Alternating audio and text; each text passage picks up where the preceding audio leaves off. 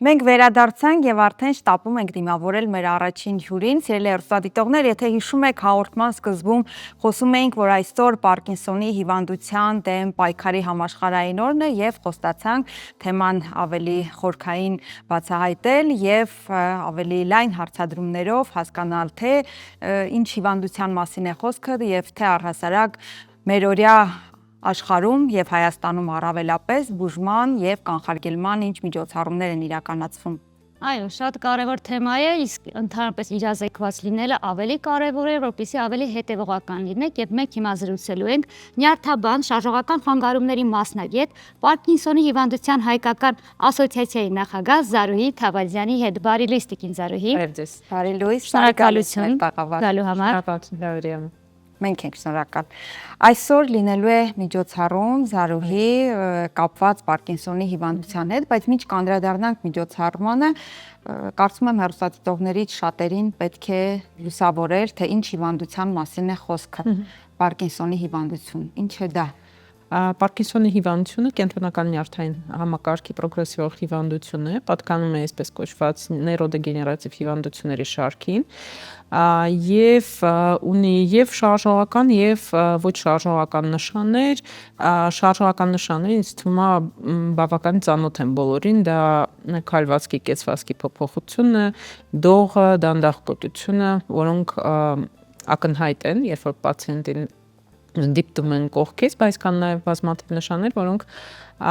եւս ազդում են կյանքի որակի վրա, բայց հայտնի չեն, նույնիսկ պացիենտները չգիտեն, որ դրանք կապված են հենց այդ հիվանդության հետ։ Տիկին Թավալյան, հենց գաղտնի նշաններից ավելի շատ կարելի է խոսել, որովհետև բաց այդ նշանների մասին տարիներ շարունակ իրազեկվում է։ Առաջին նշանները, որոնք գաղտնի են, որոնց հենց նկատելի է, արդեն պետք է դիմել բժշկի։ Տեսեք, այստեղ շատ ակտուալ թեմա է այդ պրեմոտոր շրջանը հիվանդության, իրականում երբ որ հիվանդության նշանները մենք տեսնում ենք, օրինակ դողը, դանդաղ կոծությունը, երբ որ պացիենտը նկատում է հարազատները, հիվանդությունը արդեն տարիներ սկսված է լինում եւ կան նշաններ, որոնք կարող են խոսել հիվանդության սկզբի մասին, բայց որոնք բավարար չեն, որ մենք ախտորոշում դնենք ցավոք սրտի այս պահին, օրինակ դեպրեսիան, քնի որոշակի խանգարումները, օրինակ կա քնի վարքային խանգարում, այսպես կոչված, երբ որ քնի որոշակի փուլում, որը կոչվում է REM-ում, քնի ընթացքում այդ երազներով արտահայտվող փուլ, պացիենտը տեսնում է շատ վառ երազներ եւ այդ երազում ինչ տեսնում է ինքը նույն համապատասխան շարժումներ է անում, կարող է օրինակ կռիվ անել, որտեղ բացասական բնույթի երազներ են շատ հաճախակի, շարժվել, բղավել, վիճել երազի մեջ, դա ոնց որ նշաններ։ Բայց բոլոր դեպքերում չէ, որ Պարկինսոնի մասին է խոսքը, որովհետև էմոցիոնալ մարդիկ, ովքեր հակում ունեն այո նման երազներ տեսնել, հիմա վախեցան, իսկ թվում է մի փոքր։ Չէ, վախենալու կարիք չկա, դրա համար այլ բացատրություններ կարող են լինել, շատ մարդիկ ովքեր որ ամբողջ կյանք խոսում են օրինակ քնի մեջ, սա այլ մի քիչ փոփոխություն է, որը բնորոշվում է հենց շատ վառ երազներով, հիմնական բացասական բովանդակության, օրինակ մարդիկ կռիվ են անում, ինչ-որ մեկը հարձակվում է քնի մեջ եւ այլն, չեմ ուզում որ մարդիկ իրաց վրա գտնեն այդ նշանները, բայց դրանք բոլորը համադրվում են հիվանդության մյուս նախանշանների հետ, պետք է սա։ Եվ դա բացի դրանից այդ լատենտ այդպես գաղտնի նշաններից դա կարող ենք հոտառության վատացումը, հա, շատերը օրինակ հիմա պացիենտներից եկող կապում են դա COVID-ի հետ, այսինքն COVID-ից հետո հոտառությունը վատացել է, բայց իրականում մի մասին, երբ որ հարցում ես, պաշտպանում որ միջև դա էլ է եղել հոտառության վատացում կամ վատացել է եւ չի վերականգնվել, ի տարբերություն, ասենք շատերին, որ հիվանդացան եւ հոտառություն։ Զարուհի գլխավոր հարցը ունի Պարկինսոնի հիվանդությունը ժառանգական նախատրամադրվածություն եւ որ տարիքից է ի հայտ գալի արդեն ակնհայտ նախանշանները։ Ժառանգականության հարցը իրականում շատ ակտուալ հարց է, որովհետեւ այս պահին դա ամենաուսումնասիրվող ասպեկտներից մեկն է հիվանդության հետ կապված։ Մենք գիտենք, որ մոտավորապես 10-ից 15%-ն է ընտանեկան դեպքերի, երբ որ ակնհայտորեն ինչ-որ մեկը կա ընտանիքում, եւս մեկ անդամ, որ ունի նմանատիպ հիվանդություն, բայց կան նաև շատ գեներ, որոնք ապահովում են ռիսկը հիվանդության, դրանք պարտադիր չէ, որ մենք ունենանք այլ անդամների ընտանիքի, դա կարող է ժառանգվել եւ հետագայում ինչ որ մեկի մոտ, ով որ ժառանգել է այդ գենետիկ դեֆեկտը, հա, հիվանդությունը արտահայտվում է, այստեղ նաև կան նպաստող գործոններ դրա համար, օրինակ այդ մարդը, որ ունի խոցելի է որոշակի նյութերի նկատմամբ, հատկապես շրջակա միջավայրի գյուղատնտեսության մեջ օգտագործվող պեստիցիդներ, հերբիցիդներ, ծանր մետաղներ եւ ընդհանրապես նյութերը, որոնք կան օդում, ջրում, ամեն ինչում հիմա էկոլոգիայի հետ կապված, դրանք ռիսկը բարձրացնում են եւ երբ որ համադրվում է երկու գործոնը, ժառանգված ռիսկը Պարկինսոնի հիվանդության պլյուս շրջակա միջավայրի գործոնը, այդ դեպքում հիվանդությունը կարող է արտահայտվել, այստեղ մենք չենք տեսնում հստակ ժառանգականություն, բայց ամեն դեպքում եթե խորը ուսումնասիրենք, կտեսնենք, որ այդպիսի գեն կա։ Ինչ վերաբերում է սկսման տարիքը, մյուս հարցը, տարիքը սկսման միջինը կարելի ասել 55-56 տարեկան է, բայց կան եւ շատ վաղ դեպքեր, օրինակ 30 տարեկան եւ ավելի վաղ հատուկ տեսակներ կան Պարկինսոնի հիվանդության արդեն, եւ կան շատ ուշ տեսակներ 70-ից 80-ից, իրականում մեծամասնությունը այդ դեպքերի նույն հիվանդությունը չէ, ինչ որ մենք միավորում ենք Պարկինսոնի հիվանդության տերմինի տակ, կարող են լինել շատ տարբեր պատճառներով առաջացած, բայց նմանատիպ կլինիկայով հիվանդությունները, այդտենց տարբեր օրինակ մեխանիզմներ կախված նրանց ժառանգականությունը, օրինակ թեկուզ այդ ռիսկ ապահով գենները, իրանք ամեն մեկը ունի իր բնորոշ սկսման տարիքը, ընթացքը եւ նաեւ ուղեկցող նշանները, օրինակ պացիենտներ կան, ովքեր որ շատ բարորակ ընթացք ունեն, 20-30 տարի իրենք ուղղակի դող ունեն, մի քիչ դանդաղկոտություն, բայց ընդհանուր առմամբ ակտիվ են ոտքի վրա եւ կան պացիենտներ, որոնք շատ արագ են պրոգրեսիվում եւ ունեն նաեւ զուգահեռաբար հիշողության խնդիր, հավասարակշռության խնդիր, այդ ամեն ինչը շատ բարձրացնում է եւ բուժումը եւ ընթացքը հիվանդության եւ պրոգնոզը իհարկե շատ տարբեր է այդ։ Տիկին Թավադյան, հետաքրքիր է որպես հարցի շարունակություն, եթե գենետիկ հակում մարդ չունի, ինչի հետևանքով կարող է ձեռք բերել եւ արդյոք հնարավոր է այդ ինչ որ մի ճանապարհով ձեռք բերել Պարկինսոնի հիվանդություն։ Այս պահին այդ դեպքերը համարվում են սպորադիկ կամ իդիոպաթիկ Պարկինսոնի հիվանդություն, այսինքն պատճառ չկա հստակ, դա չի նշանակում, որ իրական պատճառ չկա, պատճառը այս պահին հայտնաբերված չէ, ամեն տարի նոր գեներ են հայտնաբերվում, այս պահին մոտավորապես 50 գեն կա, որոնք կապված են Պարկինսոնի հիվանդության հետ, հնարավոր է, որ ապագայում դրան ավելի լավ բացատրություն տրվի եւ այս պահին ինչպես շատ այլ նյարդային համակարգի կամ այլ հիվանդություններ պատճառը հստակ չկա, մեկը այդ ընդհանրությունը մնում է, որ շրջակա միջավայրի գործոներ պլյուս այժմ անհայտ այդ դեֆեկտը գենետիկ մակարդակի վրա։ Հնարավոր է ապրումները, ինչպես հայերը ասում են, բարդ կյանքը, դժվարությունները, ստրեսը նպաստեն, որպեսզի մարդու մոտ Պարկինսոն սկսվի ու դրսևորվի արագ։ Ոչ, դա պատճառ չէ, այս պահին նմանատիպ պատճառ չկա, գիտեմ, որ շատ պացիենտներ կապում են օրինակ դողի սկիզբը, հիվանդության սկիզբը ինչ որ կյանքի դրվագների հետ, ծանր ստրեսի հետ, հիվանդության հետ, բայց իրականում դա ուղղակի այն պահն է, երբ որ պացիենտը նկատել է, որ իր մոտ դող կա կամ ինչ որ մի բան վատացել է եւ արտաքին ազդակները պարզապես ի հայտ են բերում։ Այո, ի հայտ են բերում եւ այդ պահից արդեն ոնց որ հաշվարկը գնում է իր համար, բայց իրականում այն պահին, երբ որ պացիենտը նկատում է հիվանդությունը, իրականում արդեն սկսված է տարիներ շուտ, կան տվյալներ, որ մոտ 20 տարի շուտ կարող է սկսվել process-ը։ Իսկ Տիկին Թավադյան, հետաքրքիր է, քանի որ այսօր էլ ունեք միջոցառում, տարիների ընթացքում ձեր փորձը հետազոտություններին հետևել է վերլուծությունները, ինչ են ցույց տալիս տարիների ընթացքում մարդիկ, ովքեր ունեն ավելի հեշտ են դիմում, ավելի շատ է բացահայտվում հիվանդությունը, շուտ է բացահայտվում, թե չէ, հակառակ դինամիկա։ Եվ ոնց է ախտորոշվում, հետաքրքիր է, զուտ անզեն աչքով, թե կան որոշակի անալիզներ։ Իրականում անդրադառնալով առաջի հարցին, իրականում դիմելիությունը աճում է եւ ընդհանրապես որակը, հա, բժշկական սպասարկման ամեն դեպքում տարիների ընթացքում աճում է, մարդիկ ավելի շատ տեղեկություններ ունեն հիվանդության մասին, իրանք են շատ հաճախակի իրենց մոտ ինչ-որ նշաններ բացահայտում, հետաքրքրվում եւ գիտեք հիմա այդ արհեստական բանականության դարում արդեն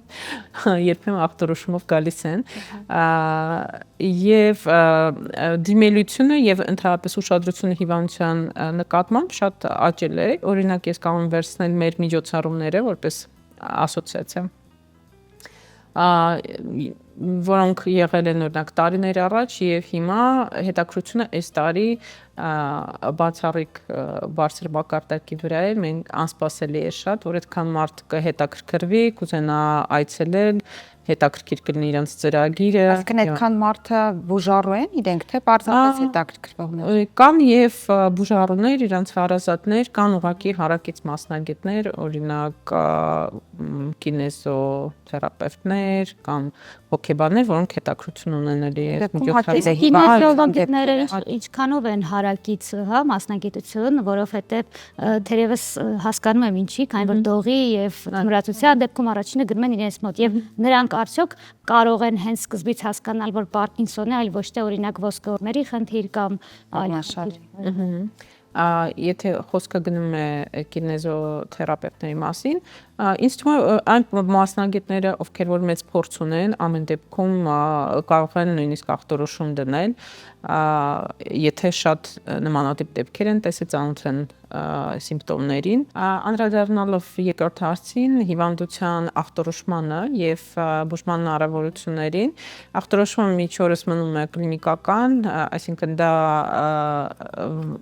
դրվում է որոշակի կլինիկական նշանների համադրության, շատ բնորոշ ընթացքի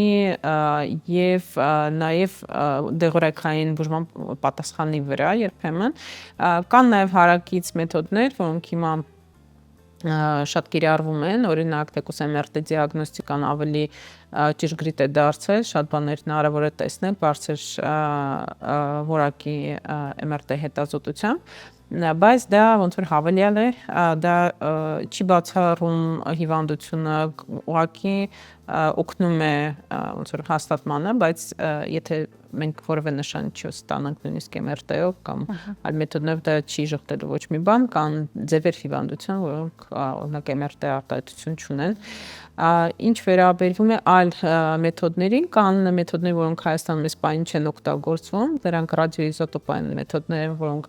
ավելի շուտ պետք են որոշակի նմանատիպ հիվանդությունները տարբերակելու համար եւ ոչ միշտ են անհրաժեշտ եւ կան մեթոդներ, որոնք ասենք գիտության մեջ են օգտագործվում, բայց կլինիկական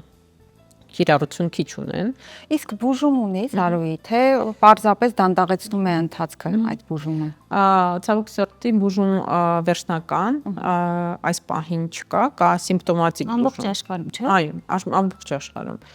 Կա սիմպտոմատիկ բուժում, կան դեղեր, որոնք բավական արդյունավետ են, ունեն իհարկե իրենց սահմանափակումները, տարեքից սկսած ընթացքը եւ այլն, եւ պահանջվում է բժշկի հսկողություն եւ որոշակի զգուշավորություն, որոշակի պրեպարատների հետ կապված, բայց ընդհանուր առմամբ Պարկինսոնի հիվանդությունը ունի կամ լավ, կամ գերազանց արդյունք դեղորայքային բուժման վրա։ Ուրիշ բան, որ մենք դեռևս չունենք պրեպարատ, որը կդանդաղեցներ կամ կկանգնեցներ հիվանդության ընթացքը,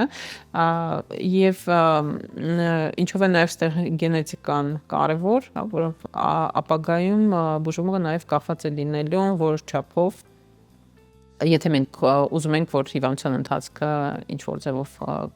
կարողանանք կանգնացնել կամ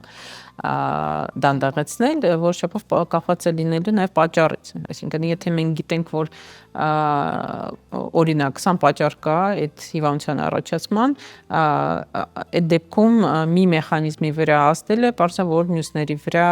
արդյունք չի ունենալու։ Այստեղ արդեն պետք է լինի հստակ իմանալ պատճառը, եթե հնարավոր է կա, եւ բուժումը ուղղված լինի հենց այդ պատճառի վրա ազդեցությանը։ Այս պահին կա մեկ մուտացիա բավական հաճախակի հանդիպող, որը մոտ ապագայում հնարավոր ունենա իր առանձին բուժումը, այսինքն ազդեցությունը լինելու եւ ընթացքի վրա եւ որոշակի սիմպտոմների վրա եւ այնպիսի պրեպարատ է, որ ամեն դեղատանը կա, ինչ որ ֆանտաստիկ եւ թանկարժեք պրեպարատ չի։ Հույսով եմ, որ որ մարդկանց համար շատ պետք է եւ Տիկին Թավադյան այստեղ մի հարց է հետաքրքրում, երբ որ խոսում ենք գենետիկ նախատրամադրվածությունից, հետաքրքրի հենց առաջին սերնդին փոխանցվելու հավանականությունն է մեծ, թե օրինակ պապուց, տատուց, թորանը երկրորդ սերնդին, թե դա կապ չունի այս հիվանդության դեպքում։ Դե այս հիվանդության դեպքում կան շատ տարբեր ժառանգման ձևեր, այն ընտանեկան դեպքերը, որ մենք տեսնում ենք, դա սովորաբար կամ աուտոսոմ դոմինանտ կամ ռեցեսիվ ժառանգում է, այսինքն կամ ծնողից է ժառանգում կամ այդ դեպքում կարելի է տեսնել այլ մի քիչ ավելի հեռու հարազատների մոտ պացիենտներ, օրինակ, չգիտեմ, քերի, հոր եղբայր եւ այլն, եւ կան արդեն ռիսկի գործոն հանդիսացող գեներ, որոնք կարող են ընդհանրապես չերևակայել։ Իսկ եթե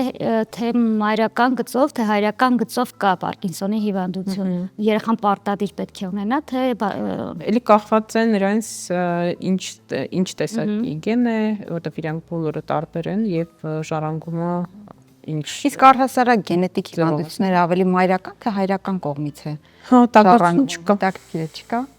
Իսկ հետաքրքիր եթե շատ վաղ տարիքում, քանի որ գիտեն գենետիկայի մեջ կա, սկսեն հետևողական լինել, արդյոք ավելի կերկարացնի սուրբ փուլը, հա, երբ որ արդեն շատ արտահայտված է, թե դա էլ տարբերություն չկա։ Նկատի ունեք, եթե վաղ սկսենք բուժումը։ Այո, ոչ թե բուժումը, այլ կանխարգելիչ, այլ պատճառները, ինչպես դուք նշեցիք, կա որ պատճառները պետք է հայտնաբերել եւ պատճառներին հետևողական որևէ գենետիկ հետազոտություն, որ թույլ կտա իմանալ այդ գենի մուտացիան կան տվյալ օրգանիզմում։ Կան, դրանք հասանելի են, լաբորատորիաներ կան, որոնք կանում են եւ Հայաստանում եւ արտերկրում, կան պանելներ գենետիկ, որոնք որոշում են հաճախակի հանդիպող Պարկինսոնի հիվանդության գեներ եւ ավելի բարդ մեթոդներ կան, ավելի լայնածավալ ամբողջական էկզոմի գենոմի հետազոտություն, որոնք թույլ են տալիս դեպքերի մեծամասնության դեպքում հայտնաբերվել, հետո կվերադառնանք, բայց այս դեպքում երբ որ արդեն հայտնաբերեցին, եկան դիմեցին, արդյոք կարող են վերահսկել, որ ուշ սկսվեց սրման փուլը, հետաքրքիր է։ Որպեսզի իմաստ ունենա։ Այս պահին մենք մեզ ինչ կտա ուղղակի ինֆորմացիա կոնկրետ այս տեսակի հիվանդության ընթացքի բարդությունների, ինչ կարելի է սպասել, հա, եւ դեղորայքի նկատմամբ արդյունավետությունը կամ եթե վիրահատական բուժում է պլանավորվում արդյունավետությունը ինչպեսին կլինի, բայց այլ բաներ սպայնը անել չեն կարող, որտեվ միջոց չկա այդպես։ Երբ որ արդեն կլինի հաստատված պրեպարատ կամ մենք կիմանանք որ շուկայում կա, հասանելի է, այդ դեպքում արդեն կարելի է այդ դեպքում արդեն իմաստ կունենա շատ վաղ դիագնոստիկ անել, որ ինչ-որ բաներ կանխարգելվեն կամ գանդաղացվեն։ Սա այն հիվանդությունների շարքին չի պատկանում, որ հոգեբանները կարող են թեթևացնել նրանց պատրաստվածությունը հիվանդության սրման հանդեպ։ Դե կախված է նրանից պացիենտը ոնց է ընկալում իր ախտորոշումը։ Կան մարդիկ, որոնք շատ ծանր են ընդունում, երկար ժամանակ դիմադրում են ախտորոշմանը, իրենց իմ կարծիքով հոգեբանը շատ կարող է օգնել, կամ եթե դեպրեսիա կա, կան որ ավելի պատրաստական են, գիտեն ինչ է սպասվում, ինչ ախտանիշներ կան, ինչ բուժում կա եւ պոզիտիվ են ընդհանուր առմամբ վերաբերվում բուժմանը, դա շատ օգնում է։ Շնորհակալություն Տիկին Զարուհի, ձեզ էլ չուշացնենք ձեր միջոցառումից,